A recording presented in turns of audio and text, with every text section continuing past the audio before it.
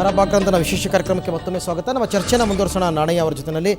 Sir, ಇವಾಗ Saudi Arabia ವಿಚಾರ ನಾವು ಮಾತನಾಡ್ತಾ ಇದ್ವಿ. ಸೌದಿ ಅರೇಬಿಯಾ ಸಂಪೂರ್ಣವಾಗಿ ಕುರಾನ್ನ ಶರಿಯತ್ ಕಾನೂನನ್ನು ಅಳವಡಿಸ್ಕೊಂಡಿರ್ತಕ್ಕಂಥ ದೇಶ. ಈಗ ಇಲ್ಲಿಂದ ಯಾರನ್ನಾರು ನಾವು ಅಲ್ಲಿಗೆ ಕಳಿಸ್ಬೇಕಾದ್ರೆ ಆ ಏಜೆನ್ಸಿಯವರಾಗಬಹುದು ಅಥವಾ ಆ ದೇಶದವರಾಗಬಹುದು ರೀತಿ ರಿವಾಜ್ಗಳನ್ನು ಕಾನೂನುಗಳನ್ನು ಸರಿಯಾಗಿ ಅವರಿಗೆ ತಿಳಿಯಪಡಿಸಿ ಹೇಗೆ ನಡ್ಕೊಳ್ಬೇಕು, ಹೇಗಿರಬೇಕು, ಇವೆಲ್ಲವೂ ಆದ ನಂತರ ಒಂದು ದೇಶದಿಂದ ಮತ್ತೊಂದು ದೇಶಕ್ಕೆ ಪ್ರಜೆಗಳನ್ನ ಕಳಿಸ್ಕೊಡ್ತಕ್ಕಂಥದ್ದು ಪದ್ಧತಿ.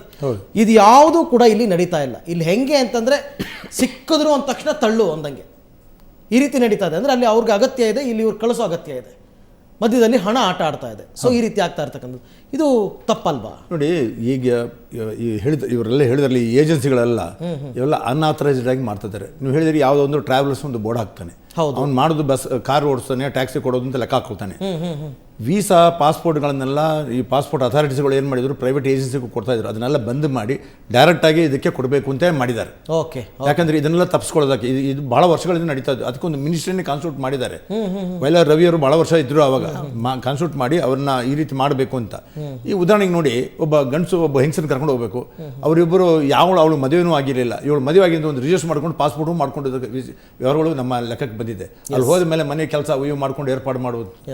ಮೇಡಮ್ ಹೇಳಿದಂಗೆ ಅವರ ದೌರ್ಜನ್ಯಗೂ ಮಾಡಿದಂಥ ವಿಚಾರಗಳು ಸಾಕಷ್ಟಿದೆ. ನನ್ನ ಗಮನಕ್ಕೆ ಬಂದಿದೆ. ನಾವು ಇಂಥ ಕೇಸ್ಗಳನ್ನು ಡೀಲ್ ಮಾಡಿದ್ದೇವೆ. ಬಂದು ಕಂಪ್ಲೇಂಟ್ ಕೊಟ್ಟಾಗ ಕಡೆಗೆ ನೋಡಿ, ಇದು ಆಗೋದಿಲ್ಲ ಅಂತ ಏನಿಲ್ಲ, ನೀವು ಖಂಡಿತ ಮಾಡಿಸ್ಬೋದು. ಕಾರಣ ಏನಂದರೆ, ಈಗ ತಂದೆ ಮಗು ಅವನ ಲೆಟರ್ ಕರೆಸ್ಪಾಂಡೆನ್ಸ್ ಮಾಡ್ಕೊಳ್ಳೋದು ಅಥವಾ ಬೇರೆ ಕಡೆಯಿಂದ ಟೆಲಿಫೋನ್ ಮಾಡಿದ ಕಾಲದಲ್ಲಿ ಅವನು ಸರಿಯಾಗಿ ಉತ್ತರ ಮಾಡದೆ ತಾಪತ್ರೆಯಲ್ಲಿ ಬಂತು ಅಂತ ಹೇಳಿದ್ರೆ ತಕ್ಷಣ ನೀವು ಅದನ್ನು ಫಾರಿನ್ ಅಫೇರ್ಸ್ ಮಿನಿಸ್ಟ್ರಿ ಕಾಂಟ್ಯಾಕ್ಟ್ ಮಾಡ್ಬೋದು. ಈಗೆಲ್ಲ ಇಂಟರ್ನೆಟ್ ಇದೆ.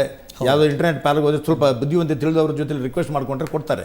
ಅದರಲ್ಲಿ ಕಮ್ಯುನಿಕೇಟ್ ಮಾಡಿದ್ರೆ ಅದನ್ನು ಕ್ರಮ ತಗೊಳ್ಬೋದು. ಆದರೆ ದುರಾದೃಷ್ಟ ಏನಂದರೆ, ಬಾಕಿ ದೇಶಗಳಷ್ಟು ಕೆಲವು ದೇಶಗಳಷ್ಟು ತೀಕ್ಷ್ಣವಾಗಿ ಅವರು ಕ್ರಮ ತಗೊಳ್ತಾ ಇಲ್ಲ.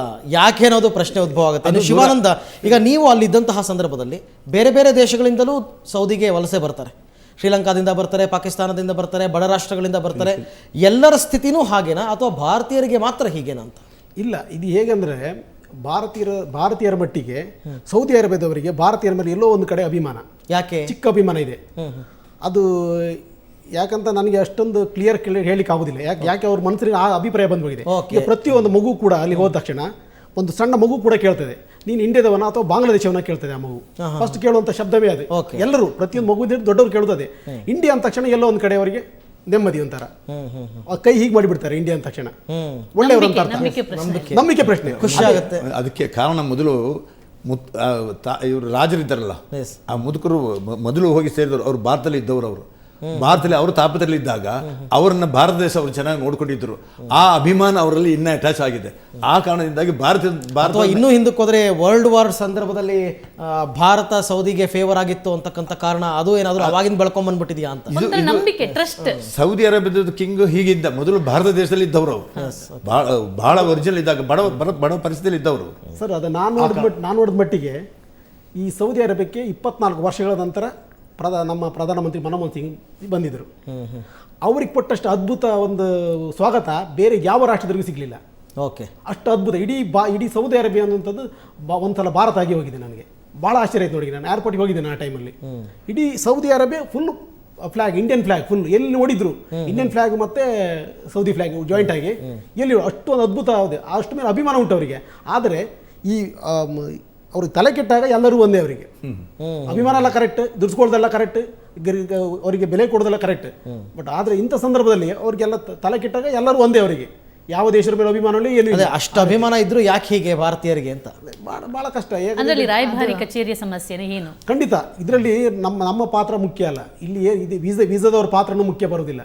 ವೀಸಾದವ್ರಿಗೆ ಈಗ ಇಲ್ಲಿ ಅವರಿಗೆ ವೀಸಾ ಅಲ್ಲಿಂದ ಬರ್ತದೆ, ಅಲ್ಲಿಂದ ಬಂದು ಬೊಂಬೈಗೆ ಬರ್ತದೆ, ಬೊಂಬೈಯಿಂದ ಎಲ್ಲ ಟ್ರಾವೆಲ್ಸಿಗೆ ಕೊಟ್ಬಿಡ್ತಾರೆ ವೀಸಾ. ಆದರೆ ಆ ವೀಸಾದಲ್ಲಿ ಟ್ರಾವೆಲ್ಸಲ್ಲಿ ಕೂತ್ಕೊಂಡಿರುವ ಮಾಲೀಕರಿಗೆ ಆ ಅರಬಿ ವ್ಯಕ್ತಿ ಹೇಗಿದೆ ಅಂತ ಅವ್ರಿಗೆ ಗೊತ್ತಾಗೋದಿಲ್ಲ. ಹೌದು, ಖಂಡಿತ. ಅವ್ರ ಉದ್ಯೋಗ ಏನು, ಯಾವುದು ಗೌರ್ಮೆಂಟ್ ಅಂಡರ್ಟೇಕಲ್ಲಿ ಇದೆ ಅವ್ರದ್ದು, ಅದು ಆ ಒಂದು ವೀಸಾ ಸೇಲ್ ಮಾಡುವಂಥ ಕಂಪನಿಯವರು ವೀಸಾವನ್ನು ಸೇಲ್ ಮಾಡಿಬಿಡ್ತಾರೆ ಅಷ್ಟೇ. ಹೌದು, ಅದನ್ನು ತಗೊಂಡು ಹೋಗ್ತಾರೆ. ಅದು ಅವ್ರಿಗೆ ಗೊತ್ತಿರೋದಿಲ್ಲ, ಅರಬಿ ಹೇಗೆ ಅಂತ ಗೊತ್ತಿರೋದಿಲ್ಲ. ಅಲ್ಲಿ ಹೋದ ನಂತರ ಗೊತ್ತಾಗೋದು ಯಾರಿಗೆ? ಆ ವ್ಯಕ್ತಿಗೆ ಮಾತ್ರ ಅಲ್ಲಿ. ಆದರೆ ಆ ವ್ಯಕ್ತಿಗೆ ಒಂದು ತೊಂದರೆ ಆದರೂ ಕೂಡ ಸಂಪರ್ಕ ಮಾಡಲಿಕ್ಕೆ ವೇದಿಕೆ ಇಲ್ಲ ಅಲ್ಲಿ. ನಮಗೆ ಮಾಧ್ಯಮ ಇರ್ಬೋದು ಅಥವಾ ಮೀಡಿಯಾದವ್ರಿಗೆ ಎಲ್ಲಿ ಇದು ಸಿಗ್ತಾರೆ ಖಂಡಿತ. ಎಲ್ಲಿ ಭಾಳ ಕಷ್ಟ.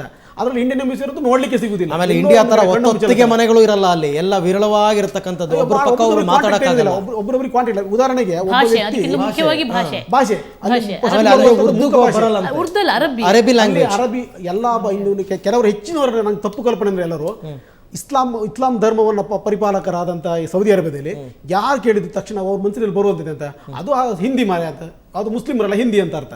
ಅದು ಖಂಡಿತ ಅಲ್ಲ, ಅದನ್ನು ತಪ್ಪು ಕಲ್ಪನೆ ಎಲ್ಲರೂ, ಅದನ್ನ ಮನಸ್ಸಿಗೆ ತೆಗೆದಾಕ್ಬೇಕು. ಅಲ್ಲಿ ಯಾವ ಕಾರಣಕ್ಕೂ ಇಂಗ್ಲೀಷು ಮಾತಾಡೋದಿಲ್ಲ, ಹಿಂದಿ ಮಾತಾಡೋದಿಲ್ಲ, ಯಾವ ಭಾಷೆನೂ ಮಾತಾಡೋದಿಲ್ಲ, ಅವ್ರು ಬರುವಂಥದ್ದು ಅರಬಿ ಮಾತ್ರ. ಆದ್ರೆ ಇವ 1 ವರ್ಷವರೆಗೆ ಇವನು ಅಥವಾ 1 ವರ್ಷ 6 ತಿಂಗಳವರೆಗೆ ಇವು ಮುಖ ಭಾಷೆಯಲ್ಲಿ ಮಾತಾಡಬೇಕು ಹೊರತು ಅವನಿಗೆ ಬೇರೆ ಯಾವ ಇಲ್ಲಿದ್ದವರಿಗೆ ಕೂಡ ಏನು ಅರಬಿ ಅನುಭವ. ಅಲ್ಲ, ಅವ್ರಿಗೆ ಇಂಗ್ಲೀಷು ಬರಲ್ವಾ ಅಥವಾ ಬಂದರೂ ಮಾತಾಡಲ್ವಾ? ಇಲ್ಲ ಬರುವುದೇ ಇಲ್ಲ ಅವ್ರಿಗೆ, ಖಂಡಿತ ಬರೋದೇ ಇಲ್ಲ. ಅದನ್ನು ಟ್ರೈ ಮಾಡೋದೇ ಇಲ್ಲ ಅವರು. ಓಕೆ, ಬಹಳ ವಿಚಿತ್ರ. ಹೌದು. ಆಮೇಲೆ ಮುಖ ಭಾಷೆಯಲ್ಲಿ ಅವ್ರು ಮಾತಾಡಬೇಕಾಗುತ್ತೆ. ಮುಖ ಭಾಷೆಯಲ್ಲಿ ಏನಂತ ಮಾತಾಡಲಿಕ್ಕಾಗುತ್ತೆ, ಬಹಳ ಕಷ್ಟ. ಇನ್ನು ಕೆಲವರು ಬುದ್ಧಿವಂತಿಕೆ ಇರ್ತದೆ, ಅವರಲ್ಲಿ ಅರಬಿಯರು ಕೆಲವು ಬುದ್ಧಿವಂತರು ಇರ್ತಾರೆ. ಈಗ ಇವನು ಇಂಡಿಯಾದವನನ್ನು ಗೊತ್ತಾದ್ರೆ ಅವನು ಹುಡುಕ್ತಾನೆ, ಇಂಡಿಯಾದವ್ನು ಮತ್ತೆ ಯಾವನಾದ್ರು ಸಿಗ್ತಾನೆ, ರಸ್ತೆ ಮೇಲೆ ಎಲ್ಲರೂ ಸಿಗ್ತಾನೆ, ನೋಡಿ ಹುಡುಕಿ ನೀನು ಯಾವ ದೇಶದ ಮರ ಕೇಳಿ ಇವನು ಏನೋ ಹೇಳ್ತಾನೆ ಮರ, ನಿನಗೆ ಅರಬಿ ಬಂದ್ರೆ ನೀನು ಅದ್ರ ಬಗ್ಗೆ ನನಗೆ ಕನ್ವರ್ಟ್ ಮಾಡಿ ಹೇಳ್ತಾನೆ. ಹೀಗೆ ಅಷ್ಟು ಕಷ್ಟ ಇದೆ. ಅಲ್ಲ, ಈಗ ಅರಬ್ಬಿಗಳು ನಿಜವಾಗ್ಲೂ ಅವರೊಂದು ವಿಕೃತ ಮನಸ್ಸಿನವರ, ಕ್ರೂರಿಗಳು. ಖಂಡಿತ ಕ್ರೂರಿಗಳು. ಹೇಗೆ ಅದು? ಇಲ್ಲಿ ಏನು ಗೊತ್ತಾ, ಅದ್ರ ಜೊತೆಗೆ ಅರಬ್ಬಿಗಳು ಸೋಮಾರಿಗಳು ಅಂತಾನೂ ಅಂತಾರೆ. ಇಲ್ಲಿ ಕುರಾನ್, ಪವಿತ್ರ ಕುರಾನ್ ಒಂದು ಸ್ಪಷ್ಟವಾದ ಸಂದೇಶ ಕೊಡ್ತದೆ.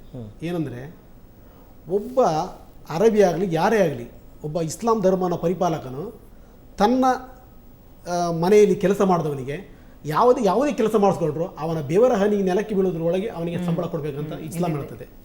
ಇವತ್ತು ಇವರು ಏನು ಮಾಡ್ತಿದ್ದಾರೆ ಅಂದರೆ, ನಿಜವಾಗಲೂ ನಮ್ಮ ಭಾರತ ಮುಸ್ಲಿಂ ನಿಜವಾದ ಮುಸ್ಲಿಂ ಅಂತ ನಾನು ಹೆಮ್ಮೆ ಪಡ್ತೇನೆ. ಯಾಕಂದರೆ ಇವರಿಗೆ ಸ್ವಲ್ಪ ಇದಿದೆ. ಅವ್ರನ್ನ ನಾನು ಮುಸ್ಲಿಂ ಅಂತ ಒಪ್ಕೊಳ್ಳೋದಿಲ್ಲ ಅರಬಿಗಳನ್ನು. ಯಾಕಂದರೆ ಅವರಿಗೆ ಆ ಕುರಾನಿನ ಒಂದು ಬೇಸ್ ಕೂಡ ಇಲ್ಲ. ಅವರಿಗೆ ಒಂದೇ ಒಂದು ಕುರಾನ್ ಇದು ಪಾಲನೆ ಮಾಡೋದಿಲ್ಲ ಅವರು. ಅಲ್ಲ, ನಂಗೆ ಇನ್ನೊಂದು ಆಶ್ಚರ್ಯ, ಈಗ ಇಂಡಿಯಾದಿಂದ ಹೋದಂತಹ ಮುಸ್ಲಿಮರಿಗೆ ಏನಾದರೂ ಸ್ವಲ್ಪ ಎಕ್ಸ್ಟ್ರಾ ಸಾಫ್ಟ್, ಅದು ತಪ್ಪು ಕಲ್ಪನೆ ಜನರಿಗೆ.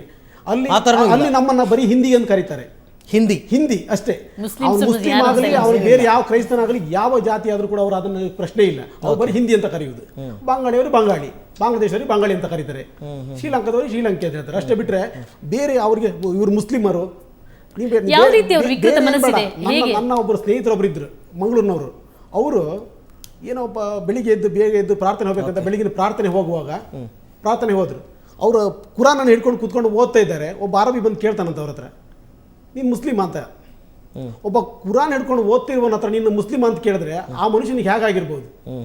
ಅಷ್ಟು ಆ ರೀತಿ ಅವ್ರದ್ದು ಸಣ್ಣ ಬುದ್ಧಿ ಉಂಟು. ಅಲ್ಲ, ಇದ್ರ ಜೊತೆಗೆ ಈ ವಿಕೃತ ಮನಸ್ಸು ಪರ್ಟಿಕ್ಯುಲರ್ ಆಗಿ ಅಂದ್ರೆ ಭಾರತೀಯರನ್ನ ನೋಡಿದಾಗ, ಒಟ್ಟು ಮನುಷ್ಯನ ನೋಡೋಕೆ ಯಾವ ರೀತಿ ಅವರು ವಿಕೃತ ಟ್ರೀಟ್ ಮಾಡ್ತಾರೆ ಅಂತ. ಇಲ್ಲಿ ನಾನು ಸರಳವಾಗಿ ಇದು ನಮ್ಮ ಹಳ್ಳಿ ಪ್ರದೇಶದ ಪ್ರಕಾರ ಮಾತನಾಡೋದಾದ್ರೆ, ಈಗ ಚಿಕ್ಕ ಮಕ್ಕಳು ನಾಯಿ ನೋಡಿದ್ರೆ, ಬೀದಿ ನಾಯಿ ನೋಡಿದ್ರೆ ಏನ್ ಮಾಡ್ತಾರೆ ನೋಡಿ, ಕಲ್ ತಗೊಂಡು ಹೊಡಿತಾರೆ. ಖಂಡಿತ ಅಲ್ಲ, ಅದೇ ರೀತಿ ಅವರದ್ದು ಕೂಡ.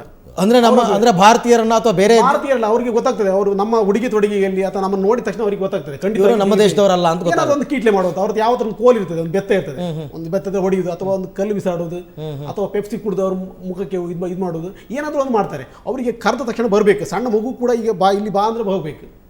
ಬರೀ ಅಮೆರಿಕನ್ಸ್ಗೆ ಅದು ಮಾಡ್ತಾ ಇರಲಿಲ್ಲ. ನೋಡಿ, ನಾನು ಹೇಳ್ತೇನೆ, ನನಗೆ ಬಹಳ ಆಶ್ಚರ್ಯ ಆಗಿದೆ ಅಂದ್ರೆ, ಇವತ್ತು ಬಲಿಷ್ಠವಾದ ಅಮೆರಿಕ ಅಂತ ರಾಷ್ಟ್ರ, ಅಂತ ರಾಷ್ಟ್ರದವರು ಅಲ್ಲಿ ಸೌದಿ ಅರೇಬಿಯಲ್ಲಿ ಕೆಲಸ ಮಾಡ್ತಾರೆ. ಅವರು ಅಮೆರಿಕನ್ ಹೋಗ್ತಾ ಇರ್ತಾರೆ. ಹೀಗೆ ಅಲ್ಲಿ ಆಚೆಯಿಂದ ಒಬ್ಬರು ಅರಬಿ ಮುಸ್ಲಿಂ ಹೆಂಗಸ ಬಂದ್ಬಿಟ್ರೆ ಅವನು ತಿರುಗಿ ನಿಲ್ತಾನೆ. ಅಮೆರಿಕದವನು ತಿರುಗಿ ನಿಂತ ಅವಳಿಗೆ ಗೌರವ ಕೊಡ್ತಾನೆ. ಅಲ್ಲಿಂದ ಸ್ವಲ್ಪ ದೂರ ಹೋಗಿ ಸೈಡ್. ಏನು ಕಾರಣ? ಬಲವಂತವಾಗಿ ಕೊಡ್ತಕ್ಕಂಥ ಗೌರವನ ಅಥವಾ ಹಣನ? ಕಾನೂನಿಗೆ ಅವ್ರು ಗೌರವ ಕೊಡ್ತಾರೆ. ಇಂಡಿಯಾದಲ್ಲಿ ಅಮೆರಿಕದವ್ರು ಬರ್ತಾರೆ ಅಥವಾ ಗಲ್ಫ್ ಕಂಟ್ರಿಯಲ್ಲಿ ಬರ್ತಾರೆ, ಹೇಗಿರ್ತಾರೆ, ನಮ್ಮನ್ನು ಸಾಗಿಸ್ಕೊಂಡು ಹೋಗ್ತಾರೆ. ಖಂಡಿತ ಅಲ್ವಾ? ಅಲ್ಲ, ಆ ಕೆಲಸ ನಾವು ಮಾಡ್ತೀವಿ, ಇಲ್ಲಿ ಅವ್ರಿಗೆ ಬೆಲೆ ಕೊಡೋ ಕೆಲಸ ನಾವು ಮಾಡ್ತೀವಿ. ಹೌದು, ಕಾನೂನು ಕಠಿಣವಾಗಿದೆ. ಅಮೆರಿಕದ ರಾಷ್ಟ್ರದವರು ಹಾಗೆ ಮಾಡ್ತಿರುವಾಗ ಇನ್ನು ನಮ್ಮಂತ ಸಾಮಾನ್ಯ ರಾಷ್ಟ್ರದವ್ರು ಹೇಗಿರ್ಬೇಕು ಹೇಳಿ, ಬಹಳ ಕಷ್ಟ. ಓಕೆ, ನೀವು ಕೇಳ್ತಾ ಇದ್ದೀರಾ ಬಹಳ ವಿಚಿತ್ರವಾದ ಸಂಪ್ರದಾಯ, ಜೊತೆಗೆ ಅದನ್ನು ನಾವು ಗೊಡ್ಡು ಆಚರಣೆ ಅಂತಲೂ ಹೇಳೋಕ್ಕಾಗಲ್ಲ. ಅಲ್ಲಿನ ಕಾನೂನು ಇರ್ತಕ್ಕಂಥದ್ದು ಹಾಗೆ, ಮತ್ತು ಅಲ್ಲಿನ ಜನಗಳ ಮೆಂಟಾಲಿಟಿ ಅಂತಕ್ಕಂಥದ್ದು. ಸೊ ಈ ಕುರಿತಂತೆ ಚರ್ಚೆನ ಮತ್ತೆ ಮುಂದುವರಿಸ್ತೀನಿ ಒಂದು ಬ್ರೇಕ್ ನಂತರ.